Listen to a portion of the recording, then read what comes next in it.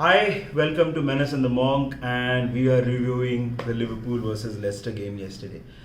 Before we go ahead, please make sure that you like the video, share and comment. I mean, the algorithm works in such a way that that kind of a thing, liking or sharing or commenting below, really helps us. At the end of the day, we are a Desi football channel, so help us grow. Coming to the game, I think that we've not felt that sad after a game in a very long time, and that's such a huge privilege as Liverpool supporters to have that kind of a team, which usually it's just good moments. But talking more about the game or the lineup, I think that Thiago was obviously not in the squad, and Klopp mentioned that it was because he had trained for a very few days and he was just back from COVID. I think that was also the reason Fabinho was substituted early. Uh, I think the first half performance was really good. Not really good by our standards, but compared to the second half, it was really good. Uh, Obviously, the big moment was Salah missing the penalty and missing the two rebounds. Um, but I think those kind of things can happen. I think that we were very wasteful in the first half. A lot of times, a lot of players, particularly Henderson, there were a lot of half chances that he was taking in where I personally thought that a pass would be better.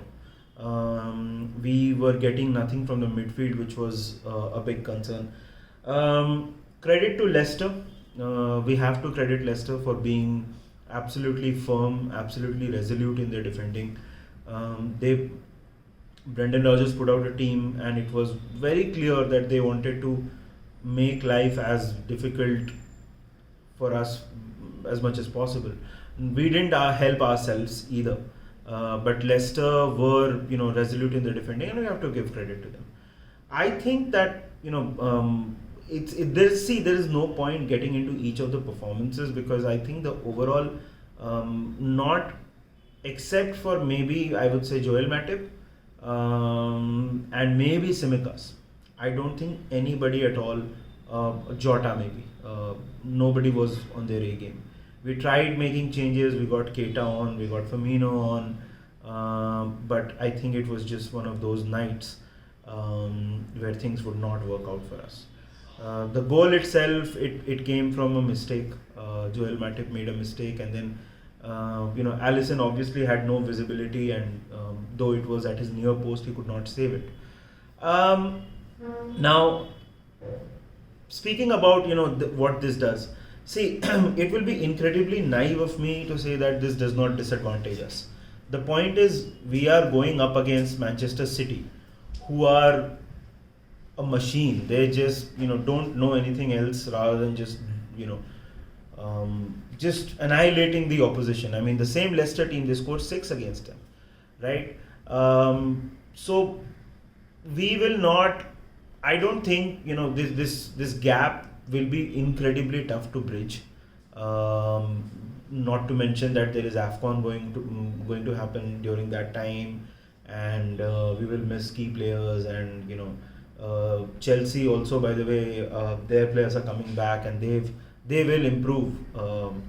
So this title race was tight. It became much tougher already.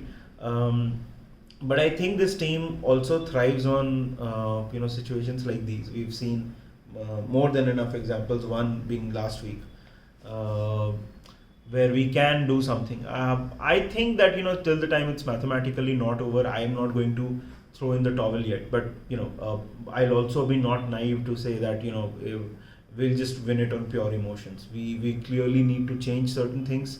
Maybe a change in formation, maybe a change in structure. Something needs to change, something needs to give if we have to revive from here on. Next we play Chelsea, who will be, I'm sure they've smelled blood, and be looking for, getting their title challenge back on track as well. So it is going to be incredibly difficult against Chelsea as well. We don't have Robertson, a guy who I think we missed last night, not in terms of ability but in terms of sheer drive on the pitch. We definitely missed Robbo. But it is what it is. We have Simicas and he's great. So let's give it our best shot and we'll try to do what we can. Cheers and bye bye.